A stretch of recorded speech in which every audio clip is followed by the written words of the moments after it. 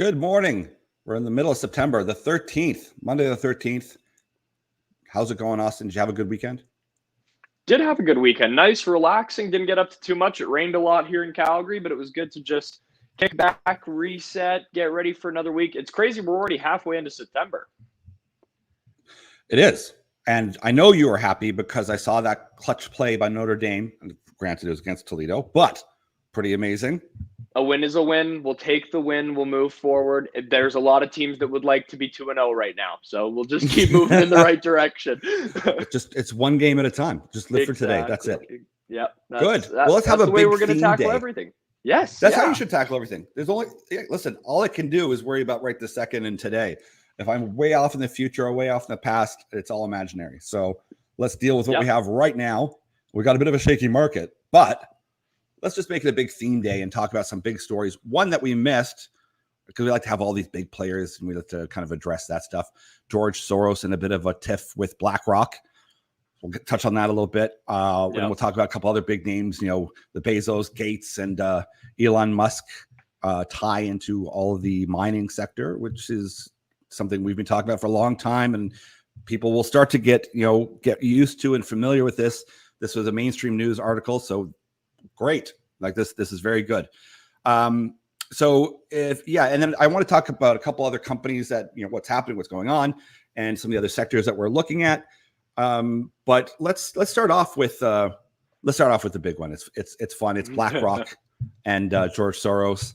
I'm no fan of George Soros, but he is what he is. But he came out with some harsh criticism for BlackRock, because BlackRock is happy and excited about working with China, investing in China. And, Soros says this is actually a tragic mistake, and it would damage the national security interest of the U.S. and other democracies. It's upsetting, but I have to say I agree with George Soros on this one. It's not every day you hear that coming out of many people's mouths, but especially yours. Yes. But also, let's take a step back, because his idea of democracy is not actual democracy either. So his idea is a very different one that I have no interest in as well. But he's not wrong that whatever America is doing right now doesn't match with what China is doing right now in any way, shape, or form. Mm-hmm. And without getting into the whole nuts and bolts of it, there's a great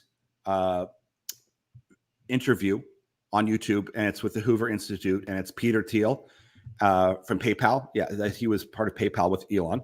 So I love Peter Thiel. I think he's very smart, and he's just well versed on a number of topics, whether it's economic and financial. I think he also has a law degree. I think originally that's what he was going to do, was international law. But he loves history, and he loves to research. And I don't mean just number crunch, but like big themes, big ideas. And he had a wonderful conversation on the Hoover Institute, and a number of other ones too. But those ones tend to be very well done, and it speaks to the original plan that they had as far as the U.S. government was with China, in that they thought they could just basically buy allegiance from them because it worked in other countries, and how that was a tragic mistake and misjudgment to just keep on giving them technology, handing over billions of dollars, sending the money, and then sending off all the jobs there to create things, to then not have any political influence on them, and to have them turn around and go, oh, thanks so much for all that. We're just going to keep moving ahead and doing our thing. But it's an interesting take on it, and it's kind of where we are today. But to have these two very powerful people, Larry Fink and George Soros, kind of at it a bit is definitely interesting. Yeah, it is interesting to see, and it's it's an overarching theme. We talk about BlackRock a lot and what they're kind of looking at doing and different things. I know we talked about them at length for all the real estate and housing they're buying up in the States and other places around the world as well. But they've got this clear-cut approach and philosophy, which I would fundamentally disagree with a lot of parts to it. And it's interesting to see pushback coming from that high up, from that big of a player saying, hey, no, I don't like what this looks like. I don't know. I don't like the direction we're going here. Not that I support or condone Soros's direction with anything either, but it's interesting to see those two kind of major powers in the market clash on something now. Whether this is an actual real big clash, or is this kind of just a little bit of charade over here to keep people distracted and think, well, they don't even like each other. Who knows? But it's interesting anyways to see it being talked about openly like that. Yes, and it's not a ton of money either. Like it's not. I mean, it's a decent size for in anyone's kind of track. But what it's interesting is that BlackRock, who is pretty much the leading firm, they have. I think, and I'm not going to guesstimate the number, but they have people on advisory positions on the board of a shocking amount of Fortune 500 companies that basically, you toe the line or we don't keep funding you kind of thing. And they kind of enforce their way and their political ideas and their whole ideology when they get on a board. But they're the biggest push for ESG in public. And they're the biggest funder of World Economic Forum. They work together with them. They've got that kind of political vision moving forward. Yet you're going to a country that is so far from ESG that it's interesting, because you're kind of saying, well, we believe the approach we've had for the last 3 decades of just giving China money, giving them technology, just handing it over to them, that somehow that's going to appease them and appeal to them to be your friend, and then we'll do this social and governance and environmental thing. I mean, it's delusional at best, or they're getting a very clear signal as to where they think the future is, that they don't care about the U.S. anymore, and then you see the shift going to China, and they'll start moving their money there, because it's at best hopeful and poor thought through, or too hypocritical at a massive level, because this is where most of the environmental issues come from, and people don't like to focus on that. But if you look at the actual aggregate numbers, it's in places like China and India and Africa that have the highest amount of environmental devastation. So it's interesting that this battle is going on, but it gives you a kind of macro overview of the powers that are happening and the shift. And that often when you look at markets and you look at these billionaires and like $1 trillion funds, it's all politics. You're making so much money. It's not about just making money. And people always say, oh, it's just about making money. It's not. You're changing the entire scope of world history when you're this size a player. And that's it. They're molding the world for you, whether you like it or not. And that's not a big conspiracy theory about, oh, they're meeting in back rooms. No. They're open. They're telling you what this is their plan. And if you've got $8 trillion, you're gonna have your way, or you're gonna have a lot of impact. So an interesting thing, a lot of different ways to look at it. If one is more hopeful, maybe they're thinking that they can over time have a real positive impact, and they can impress upon China the ESG strategy, and maybe they think they can work with that. That would be a very hopeful and positive way to look at it. The flip side being they're backing China, and they've given up on the US, and they're just hedging their bets, and they're just getting a foothold in there. Who knows? Multiple ways to look at it. Very interesting story overall. And then, I'm going to kind of pivot here, because we said maybe they are kind of hoping China's going to get on the ESG train, move in the right direction. Who is getting on the ESG train and really moving in the right direction? The UK, England are going to require every new home built in the country to have electric vehicle chargers. We've talked at length about infrastructure, about how are you going to meet the needs of this massive shift? Well, here's one, I think, really, really brilliant and encouraging idea of how you can start to kind of roll things in this new electric future. Yeah. Now, we saw before the California had forced, was it last year? I want to say a year and a half ago. Every new home has to have solar panels in it. So, hey, no problem. It's just another code to building your house. As long as those costs and savings, it's shared in some way that makes it efficient and effective. Because if you're just passing along to the owner of the house and forcing them to pay for it, then that's So looking at the details of, and of course these articles have no details as to what that would look like, but it is a good way to really encourage, or not, they're not encouraging, they're mandating it, to take this step forward.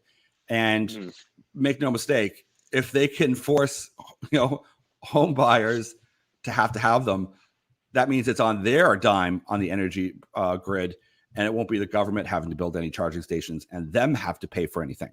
So very smart.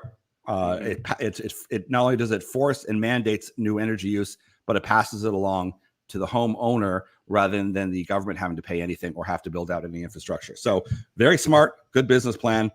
And listen, I'm all for it. Like, listen, let's do this electric thing. I'm a big fan of it. It's going to make the whole mining industry go through the roof. So let's do it, and let's look at solutions here.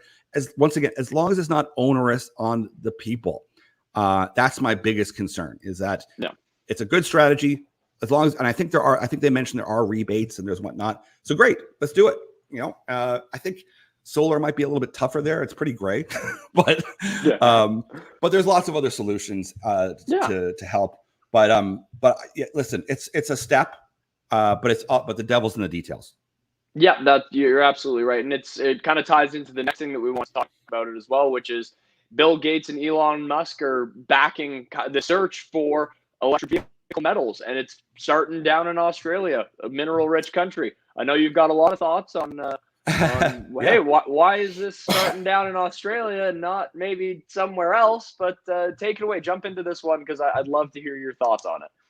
Yeah, I mean, it's great. Once again, I'm always for it because it's big names, leading the charge in mainstream news to kind of tell people, listen, this is battery energy metals. This comes from the ground. So any publicity is good publicity. My question is you don't have to go all the way to Australia. Now, to globalists like these three, I mean, whether you're in Australia or you're in Tanzania, it doesn't really make a difference. But it can, because like Canada is just like north of you. And we have plenty of minerals here. Like there's no end. Australia is great. It's a resource country as well. But to me, the obvious highlight is that Australia gets it. They've been pushing vanadium redox batteries. They've been pushing a lot of innovation. They've been pushing mining. And once again, especially with Australia right now, I'm no fan of Australia. But the Australian culture and political thought is pretty much the same as Canada. Yet Canada is so far behind on recognizing again that it's a resource country and that you can do it properly and safely and well regulated. Whereas Australia, they know it and they've kind of adopted it. So the hope is, and this is, I'm not going to pick on, Mr. Trudeau, but he did come out last year, year and a half ago now. And he did a push at that point for the mining sector, but it wasn't a ton. He didn't really do any kind of push for the green movement at all. I mean, he did a lot of virtue signaling on green policy and initiatives, but he didn't actually move the bar with any business. So the one hope is that whatever happens with the Canadian election, whoever starts taking the charge will start to pay attention to this and go, yeah, we have a lot of good mining companies here. We've got a lot of good deposits. Why are we not taking a look at this as being another energy sector? Why aren't we not looking at this and going, this is another oil and gas boom, but it's just shifting it from oil and gas to copper, nickel, lithium. Why are we not picking up on this? And that's my hope. And if they do, and this isn't an opinion, it's a fact that this is where this is going. And I mean, if you don't believe me, just go read any article from Elon Musk. There's a reason why these guys are doing this. And there's a reason why, and I've talked about it before, the mining sector is extremely small. Like it really is small, especially you take a look at like Apple or Amazon. I mean, it's tiny. So why are three of these mega stars we're so much focused in on this? And there's a reason, and we've been talking about it for years and years and years. And in a way, I'm like, great, pay attention to Australia, but Canada's just as good, if not better. And we've got a great source of companies here right in Vancouver that I have access to talk to all the time. You know what? This is exciting. Let's get this news out. Yeah, and the difficult thing with Canada is we need like political leaders to be pushing this as well. And that goes both ways. Like, I mean, you've talked about Trudeau, and I mean, here in Alberta, we're very happy to point the finger at you guys out in Vancouver and say you hate the oil and all that stuff. But, you know, Yep. Albertans, in particular, people on the right of the political spectrum in Canada as well, are willing to die on this hill of oil and gas, rather than saying, you know, overarching, we are a resource country. Yes, okay. People don't like the tar sands, and you know, it's a terrible look. And it does have a terrible impact on the environment. Anyone in Alberta can put their hand up and say, yeah, we've been spending 20 years trying to do it smarter and more efficiently. Yeah. But we need to be putting ourselves under the overarching umbrella of a resource country, and how can we do this all in an environmentally safe and friendly, eco-friendly way? Not, oh, but we need our oil and gas on this side, or oil and gas bad on the other side, and we get stuck using oil and gas as the political football, rather than, you know, actually looking at the issues and saying, hey, if we just, you know, really dove into being a resource country, really promoted that and pushed for it, we've got so much here right in our own backyard that we could use to boost our economic growth. And I mean, I'm not a slave to the GDP system, but you want to see Canada's GDP go through the roof. That's how you do it. This is how you do it. And you take advantage of this cycle that's happening. And you take advantage of the companies that are working in this space diligently and properly. And you want to have, once I always say, you want to have a say in this, because you can write the regulations. I mean, that's the thing, is that if you have a country like Canada that's very green and very conscious of that, every CEO and president I've talked to here in mining wants that. They want to do things properly. It's not this myth of this robber baron who's, I'm gonna, you know, dump all my waste in the water. That's like a meme on TV. That's very rare. You know, things happen. You know, there's you know, things happen at sites sometimes, but it's just an easy meme that journalists pick out of the sky to virtue signal. But you need to get these people on board, because they don't understand where energy comes from. But if you can do it properly and you can do it correctly, and you have that commitment to it, and this is where the ESG comes in a good way, is that you can kind of get a certification of, listen, we're doing this properly, and we need to fill this massive demand that is here, but is coming. And that's the big part that is good. And I like how you touched on the oil and gas versus say like a lithium type thing. Is there's lots of companies looking at interesting things in Alberta as well that you know, we're hoping to hear some news from in the next months, weeks, to kind of highlight that. And we've touched on Quebec before. They're very open compared to the federal government. The Quebec government's very open to any battery energy and metal play. They're active in that space. So you know what? BC, pretty unlikely. BC's never been like a business kind of place, but one would hope that there would be a lot bigger push and a lot more recognition of the obvious and the requirement and the need, and that it's better to have a say in things than to just pretend they're not there. Totally. And it doesn't have to come from any specific side of the political sphere either. No. Like, would I personally hope like the Conservatives would get up there and start pushing it? Absolutely. But would I be equally as happy if the NDP came out and started pushing it? 100%. I just want to see people sticking up for Canadian interests and valuing Canadian business and promoting economic growth in our own country, right in our own backyard. So whoever wants to do it, I will jump right behind them and say, yeah, that's the charge we should be making. It's just, you need people at the top end of government, at the, you know, actual political leaders who are willing to say, yeah, this is the direction we need to go, and do make like a Quebec style move across the whole country and really prioritize it. Yeah, and I mean, it should be the NDP. They should be the one leading it, like, or a Green Party. They're the ones who should be leading this, because every solution other than mass depopulation comes from mining. Every solution towards a carbon, of a crisis, or the political climate debate, all of those solutions come from mining. So, you know, it's tough because they've painted themselves into a corner saying, we'll blame everything on oil and gas. And you go, okay, well, we have the solution for you. It's nuclear or it's electric. And then there's nothing, because they don't want to talk about it. So you realize, that's when you realize, like, someone who's serious, a serious person compared to someone who's just virtue signaling. And you go, listen, if you're a green person, an environmentalist, and you need to be involved in mining right now, and you need to have a say in it, and you need to be actively encouraging it properly. So Yeah. I'll get off my high horse, but I mean that sounds. I'm so used to being in this sector where it makes sense to me. Mm-hmm. But if I heard that from the first time, believe me, my head would spin around 50 million times as well, and I'd feel like, what are you talking about? And that's what we're here for, to help people walk them through. This is how it works. This is it, and acknowledge. Yes, there's been tailing ponds that have overflowed. There's been this. There's been that. And a lot of these cases, when you look at them and you look through court documents, you can see it's not the story that's painted in a news article often, because they're there to sell papers and they're sensational. But anyways, I could go on and on, but this is a good day despite the market.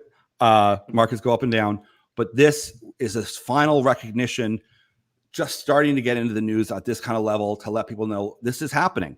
And we've been talking about it for a long time, so it's good.